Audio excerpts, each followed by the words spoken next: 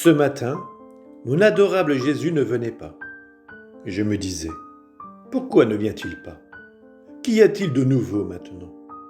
Hier, il est venu si souvent, et aujourd'hui l'heure est avancée et il n'est pas encore venu.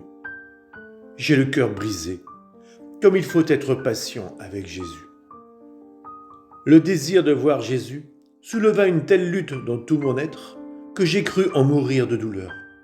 Ma volonté, qui devrait tout dominer en moi, tenta de persuader mes sens, mes penchants, mes désirs, mes affections, et tout le reste de se calmer, puisque Jésus allait venir.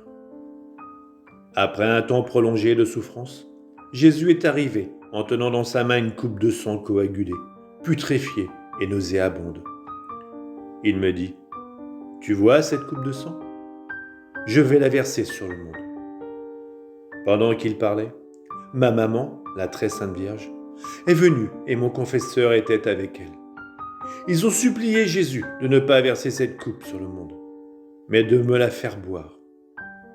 Le confesseur dit à Jésus, « Seigneur, pourquoi l'avoir choisie comme victime si tu ne veux pas verser la coupe en elle? Je veux absolument que tu la fasses souffrir et que tu épargnes le peuple. » Ma maman pleurait, et avec le confesseur, elle disait à Jésus qu'elle continuerait à prier jusqu'à ce que Jésus accepte l'échange. Au début, Jésus semblait presque désapprouver la suggestion, et il persistait à vouloir verser la coupe sur le monde. J'étais confuse et ne pouvais rien dire, car la vue de cette horrible coupe me remplissait d'une telle terreur que j'en tremblais de tout mon être. Comment pourrais-je la boire? Cependant, j'étais résigné. Si le Seigneur me la donne à boire, j'accepterai. Si d'autre part le Seigneur décidait de verser ce sang sur le monde, qui sait quel châtiment il s'en suivrait?